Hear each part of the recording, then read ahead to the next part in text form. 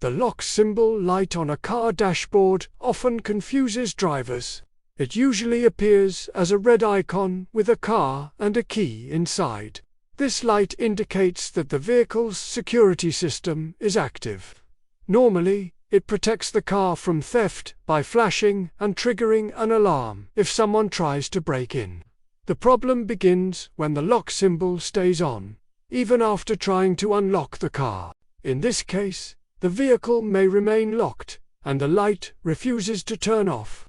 There are a few common reasons for this issue: a faulty key fob or a dead key fob battery, a weak or completely drained car battery, a malfunction in the anti-theft system that requires professional inspection. To solve this problem, several steps can be taken. First, replace the battery inside the key fob. After installing a new one, test if the security system responds correctly. If it does not, the entire key fob may need replacement. Next, check the car battery. With the vehicle turned off, disconnect the battery terminals.